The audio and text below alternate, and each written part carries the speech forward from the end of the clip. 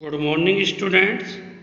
आज हम 9th का चैप्टर सवैये जो कि रसखान द्वारा रचित है उसके बारे में पढ़ेंगे। आज हम रसखान का पहला सवैया पढ़ रहे हैं जिसमें रसखान ने ब्रजभूमि के प्रति अपना अथाह प्रेम दर्शाया है और वो क्या क्या बनकर ब्रजभूमि में रहना चाहते हैं उसके बारे में अध्ययन करेंगे। मानुष हो तो वही रस खानी, बसु ब्रज गोकुल गांव के ग्वारन। रसखान कहते हैं, हे ईश्वर, अगर मैं अगले जन्म में मनुष्य बनता हूँ, अगले जन्म में मनुष्य बनता हूँ तो मैं ब्रज में गोकुल के गांव में ग्वाले के रूप में जन्म लेना चाहता हूँ, गायों को चराना चाहता हूँ। अगर मुझे मनुष्य बनाओ तो मुझे ब्रजभूमि में ग्वाले के रूप में जन्म दो। जो पशु हो तो कहाँ बस मेरो, चरो नित नंद की धेनु मंजारन। अगर मैं पशु योनि में जन्म लूँ, अगर मैं पशु बनूँ तो मेरे मन में वश नहीं रहेगा।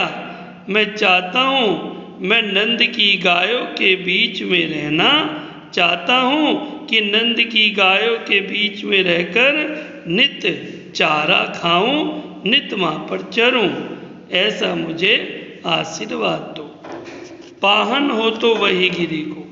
हे ईश्वर, अगर मैं पत्थर बनूं तो, पाहन मीन्स पत्थर, अगर मैं पत्थर बनूं तो मैं उसी गोवर्धन पर्वत का पत्थर बनना चाहता हूँ जिसे इंद्र का घमंड चूर करने के लिए श्री कृष्ण ने धारण किया था। मैं उसी का पत्थर बनना चाहता हूँ।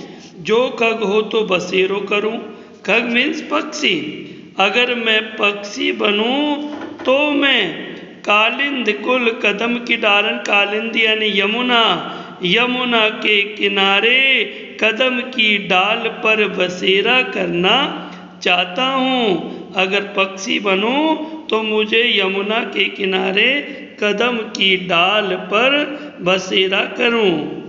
मैं तो क्या कह रहे हैं, फिर से रिपीट। मनुष्य बनूं तो गोकुल के ग्वालों के रूप में बनूं, पशु बनूं तो नंद की गायों के बीच में रहकर चरूं, पत्थर बनूं तो गोवर्धन पर्वत का बनूं, अगर पक्षी बनूं तो मैं यमुना के किनारे कदम की डाल पर निवास करना चाहता हूँ। तो बेटा ये क्वेश्चन है, रसखान अगले जन्म में कहाँ निवास करना चाहते हैं और क्यों? तो रसखान अगले जन्म में वज्रभूमि में निवास करना चाहते हैं, ब्रजभूमि में निवास करना चाहते हैं। उन्हें भगवान कृष्ण से तथा उनकी जो लीला भूमि से गहरा प्रेम है, इसलिए वे वहीं निवास करना चाहते हैं। रसखान अगले जन्म में कौन सा पशु बनना चाहते हैं और क्यों? अगले जन्म में गाय बनना चाहते हैं, नंद की गायों के बीच में विचरण करना चाहते हैं ताकि वो श्री कृष्ण के साथ रहें। रसखान पक्षी के रूप में कहाँ रहना चाहते हैं?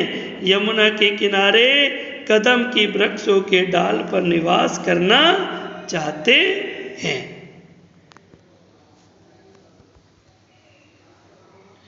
तो अगला है बेटा,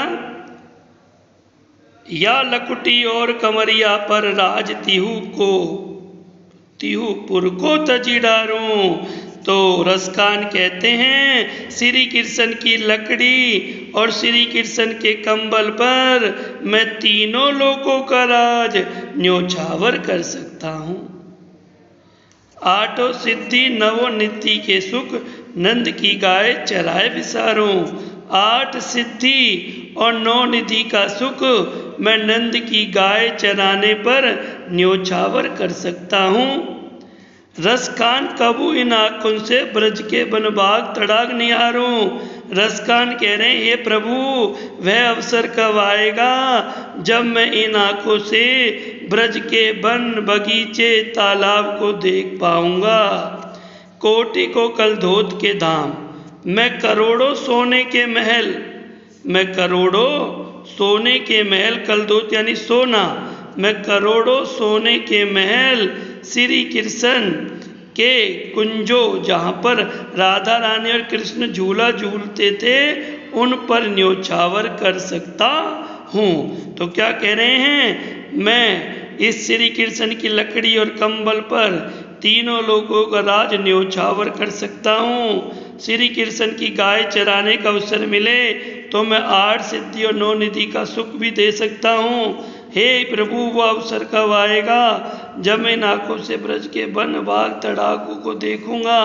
हे प्रभु मैं करोड़ों सोने के महल श्री कृष्ण के उन कुंजनों पर न्योछावर कर सकता हूँ जहाँ वो झूला झूलते थे, जिन लताओं पर वह झूला झूला करते थे।